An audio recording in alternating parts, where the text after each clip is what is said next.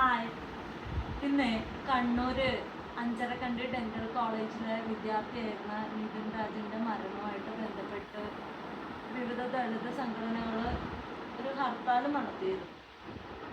ഹർത്താൽ ആര് വേണേലും നടത്തിക്കോട്ടെ. ഇപ്പം ദളിത് സംഘടനയോ അല്ലെങ്കിൽ മറ്റു സംഘടനകളോ അല്ലെങ്കിൽ മറ്റ് പാർട്ടിക്കാരോ ആര് നടത്തിയാലും ഈ ഹർത്താലെന്ന് പറഞ്ഞ സംഭവം ജനങ്ങളുടെ ജീവിതത്തിന് ഒരു തരത്തിലും ബുദ്ധിമുട്ടിക്കുന്ന ഒന്നായിരിക്കരുത്. കാര്യം പലതരത്തിൽ യാത്ര ചെയ്യുന്ന മനുഷ്യരുണ്ടാവും. അതായത് ഹോസ്പിറ്റൽ കേസസ് ഉണ്ടാവാം, ഇന്നത്തെ ദിവസം PSC ടെസ്റ്റ് ഉണ്ടായിരുന്നു, അതുപോലെ തന്നെ മറ്റ് എക്സാമുകൾക്ക് പോണ കുട്ടികളുണ്ടാവും, അതുപോലെ മറ്റ് പല അത്യാവശ്യങ്ങളുമായിട്ട് യാത്ര ചെയ്യുന്നവരുണ്ടാവും. ഇന്നത്തെ യാത്ര മാറ്റി വയ്ക്കാൻ പറ്റാത്ത തരത്തിൽ ചിലപ്പം ഈ വാർത്തയായിട്ടും സോഷ്യൽ മീഡിയ ആയിട്ടും ഒന്നും ബന്ധമില്ലാത്ത സാധാരണക്കാരുണ്ടാവും, ഇന്നത്തെ ഹർത്താലിനെ പറ്റി അറിയാത്ത, അങ്ങനെ പലതരത്തിലുള്ള മനുഷ്യരുണ്ടാവും. അപ്പം ഹർത്താൽ നടത്തുമ്പോൾ പരമാവധി ആൾക്കാർ സഹകരിക്കട്ടെ, ഹർത്താൽ നടത്തണ്ടെന്നൊന്നും പറയുന്നില്ല. പക്ഷേ എല്ലാവരെയും ഫോഴ്സ്ഫുള്ളി ഞങ്ങൾ പറയുന്ന അനുസരിച്ചേ പറ്റൂ, റോഡിൽ ഇറങ്ങാൻ പറ്റത്തില്ല, വണ്ടി കയറാൻ പറ്റത്തില്ല, കടകളൊന്നും തുറക്കാൻ പാടില്ല, ഇങ്ങനെയൊക്കെ ഉള്ള വാശികളൊക്കെ അത് ഇച്ചിരി കൂടുതലല്ലേ. ഇപ്പം എന്തെങ്കിലും ജനങ്ങൾ പ്രതികരിച്ചാൽ ഉടനെ പറയും അത് ദളിത് സംഘടന ആയതുകൊണ്ടാണ്. പിന്നെ ദളിതുകാരുടെ ഇറക്കിയിട്ടുള്ള പ്രശ്നങ്ങൾ അടുത്തതുണ്ടാവും. അതുകൊണ്ടാണ് പോലീസുകാർ പോലും പരമാവധി സംയമനം പാലിച്ച് നിൽക്കുന്നത്. ഈ ദളിതിൻ്റെ ഇത് കാരണമാണ്. കാര്യം അല്ലെന്നുണ്ടെങ്കിൽ ഈ ദളിതുകാർക്ക് ഉപയോഗിച്ച അടുത്തൊരു പ്രശ്നത്തിന് ഇറങ്ങിയാൽ അത് വലിയ പ്രശ്നങ്ങളായിട്ട് മാറും. അത് അവർക്കും അറിയാതിരിക്കും. ശരിക്കും പൊതുജനങ്ങളാണോ ഈ കുട്ടിയുടെ മരണത്തിന് കാരണം? അല്ല, അതെല്ലാവർക്കും അറിയാവുന്ന കാര്യമല്ലേ. പൊതുജനങ്ങളെ പിന്നെ എന്തിനാ ഇത്രയും ദ്രോഹിക്കുന്നത്?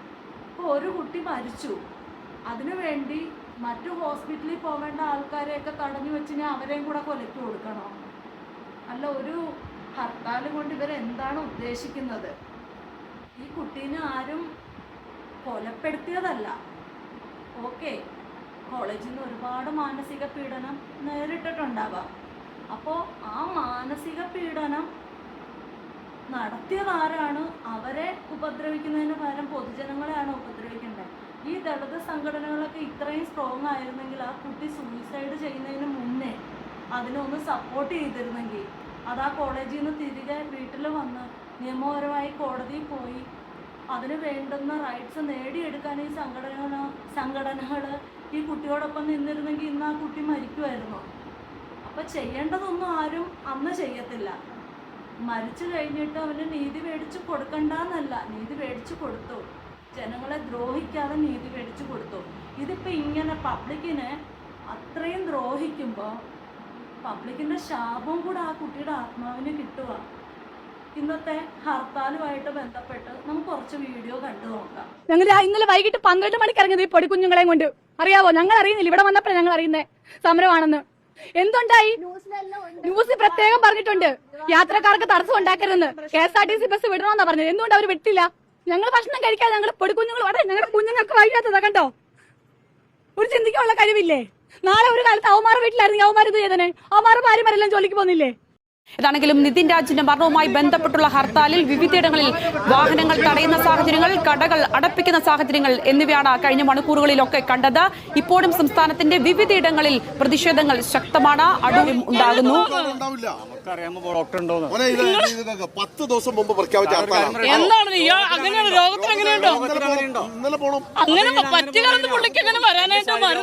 മരുന്ന് കഴിക്കാനുണ്ടോ? അറിയാമോ? നിങ്ങൾ ഒരു ജീവൻ ബലിയാടാകും കേട്ടോ.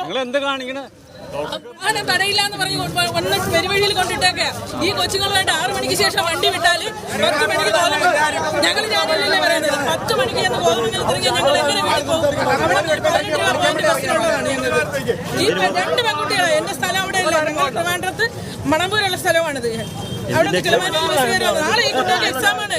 എന്തോ പറഞ്ഞേ ധാരാളം KSRTC ബസ്സുകൾ കുടുങ്ങിക്കിടക്കുന്നു. പ്രത്യേകിച്ചും തിരുവനന്തപുരത്ത് തമ്പാനൂരിൽ ഏതാണ്ട് 2 മണിക്കൂറായിട്ട് ഇവിടെ കിടക്കുന്ന ബസ്സുകളുണ്ട്. 7 മണിക്ക് തടഞ്ഞിട്ട ബസ്സുകൾ ഇപ്പോഴും പോകാൻ കഴിയാതെ കിടക്കുന്ന യാത്രക്കാരാണ്.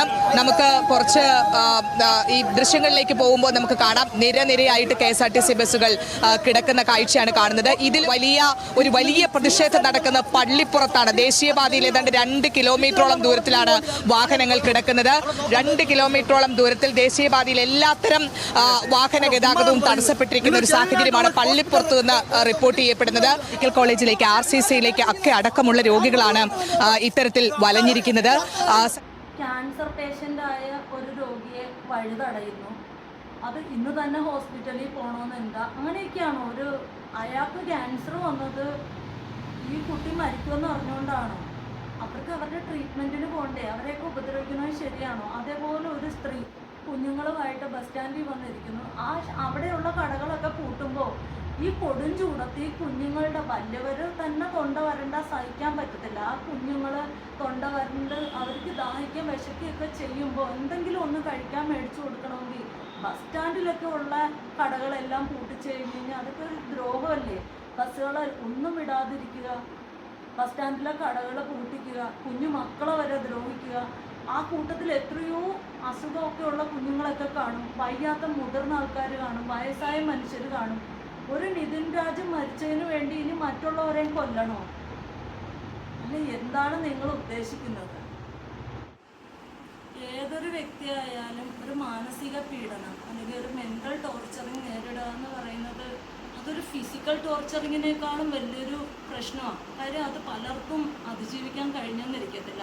കാര്യം എനിക്ക് എൻ്റെ ജീവിതത്തിൽ ഒരു അനുഭവം ഉള്ളതാണ്. കാര്യം ഞാൻ കൊല്ലം അർബൻ ബാങ്കിൽ വർക്ക് ചെയ്തിരുന്ന ഒരു വ്യക്തിയായിരുന്നു. എറണാകുളത്തെ ഒരു കോപ്പറേറ്റീവ് ബാങ്കിൽ ജോലി കിട്ടി, അവിടെ ജോയിൻ ചെയ്തു. അവിടുത്തെ ചില കാര്യങ്ങളിൽ പ്രതികരിച്ചത് കാരണം ഒരുപാട് മെൻ്റൽ ടോർച്ചറിങ് അനുഭവിക്കേണ്ടി വന്നിട്ടുണ്ട്. പ്രൊബേഷൻ ഡിക്ലെയർ ചെയ്യാതിരിക്കുക, പ്രമോഷൻ തരാതിരിക്കുക, പിന്നെ ഒരു 2 മിനിറ്റ് ലേറ്റായ എല്ലാവരുടെയും മുമ്പിൽ വെച്ച് നമ്മളെ എന്ത് തോന്നിയ അസുഖം പറയുക, പിന്നെ ഒരു ഫോൺ കോൾ വന്നാൽ നമുക്ക് മെമ്മോ തരിക, ഇങ്ങനെയൊക്കെ ഒരുപാട് തരത്തിൽ ലീവ് ചോദിച്ചാൽ തരാതിരിക്കുക, ഇങ്ങനെ പല തരത്തിൽ നമ്മളെ ഉപദ്രവിച്ച് ലാസ്റ്റ് തീരെ വയ്യാത്ത ഒരു സ്റ്റേജ് വന്നപ്പോൾ ഞാൻ സൂയിസൈഡിലേക്ക് പോകും എന്ന് എനിക്ക് തോന്നി തുടങ്ങിയ ഒരു സ്റ്റേജ് വന്നപ്പോൾ, അതായത് ഒരു സ്ത്രീ എന്ന നിലയിൽ നമുക്ക് വീട്ടിൽ ഒരുപാട് പ്രശ്നങ്ങളുണ്ടാവാം, നമ്മൾ ജോലി ചെയ്യുന്ന സ്ഥലത്തും പ്രശ്നങ്ങളാകുമ്പോൾ നമുക്കത് താങ്ങാൻ വയ്യാതെ ആ ജോലി ഉപേക്ഷിക്കേണ്ടി വന്ന ഒരാളാണ് ഞാൻ. അതുകൊണ്ട് മെൻ്റൽ ടോർച്ചറിങ് പലരെയും സൂയിസൈഡിലേക്ക് നയിച്ചേക്കാം. കാര്യം ഒരുപാട് പേര് അങ്ങനെ ചെയ്തിട്ടുണ്ട്.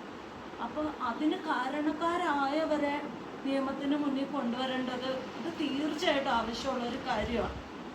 അതിന് സർക്കാർ സംവിധാനങ്ങൾ വേണ്ടുന്ന കാര്യങ്ങൾ ചെയ്തില്ലെങ്കിൽ അതിനു വേണ്ടി ശക്തമായി പ്രതിഷേധം ഉണ്ടാക്കണം. പക്ഷെ അത് പബ്ലിക്കിനെ ദ്രോഹിച്ചുകൊണ്ടായിരിക്കരുത്.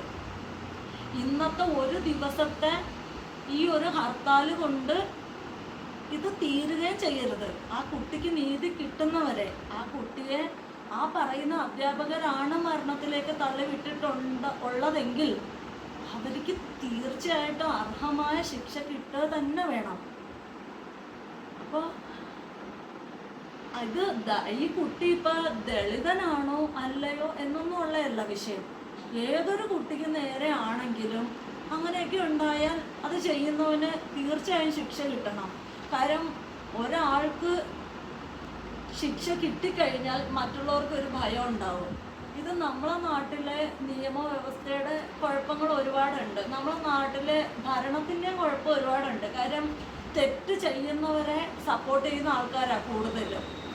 ഈ നമ്മുടെ സർക്കാർ സംവിധാനങ്ങൾ വിചാരിച്ചാൽ ഈ അധ്യാപകരെ കണ്ടെത്താനും മാതൃകാപരമായി ശിക്ഷിക്കാനും പറ്റാനിട്ടൊന്നും അല്ല, പറ്റും.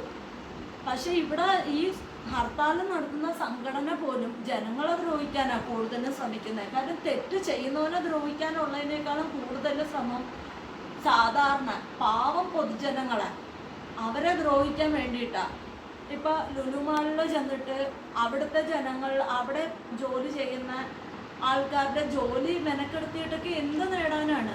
കാര്യം അവർ ഡേ ടൈമിൽ അവർ പബ്ലിക്കിനെ എടുത്തിട്ടില്ല. പക്ഷെ ഒരു മാളിലെ തലേ ദിവസത്തെ ക്ലീനിങ്ങും ഒരുപാട് വേസ്റ്റ് മാനേജ്മെൻറ്റും മറ്റുള്ളൊക്കെ കാര്യങ്ങൾ ചെയ്യാനുണ്ടാവത്തില്ലേ. ഞാനും ഒരു എറണാകുളത്ത് ഒരു മാളുടെ ഫെസിലിറ്റിയിൽ വർക്ക് ചെയ്തിട്ടുള്ളതാണ്. അപ്പം അങ്ങനെ ചെറിയ വരുമാനത്തിൽ വന്ന് ജോലി ചെയ്യുന്നവരെ അവരെ തടസ്സപ്പെടുത്തിയൊന്നും അല്ല ഹർത്താൽ നടത്തേണ്ടത്. അങ്ങനെ സാധാരണക്കാരെ ഉപദ്രവിക്കാതെ ഹർത്താലുകൾ നടത്തുന്നതിനൊന്നും കുഴപ്പമില്ല. അത് ദളിതന് വേണ്ടിയല്ല, ആർക്ക് വേണ്ടി ആയാലും ഹർത്താൽ നടക്കട്ടെ. ആ കുട്ടിക്ക് നീതി കിട്ടാൻ വേണ്ടി ഈ സംഘടനകളെല്ലാം അങ്ങേയറ്റം വരെ പോകണം. ആ കുട്ടിക്ക് നീതി കിട്ടുക തന്നെ വേണം. അവരുടെ പാരൻസിന് അത്രയെങ്കിലും സമാധാനം ഉണ്ടാകണം. പക്ഷെ എല്ലാ ഹർത്താലും ആരെയും ദ്രോഹിക്കാത്ത തരത്തിലായിരിക്കണം. ഒരു ഹർത്താലിൽ കാരണം മറ്റൊരാളെ ബലിയാടാകാൻ ഇടവരുത്താതിരിക്കുക. അപ്പോൾ മറ്റൊരു വീഡിയോ കാണാം. ബൈ.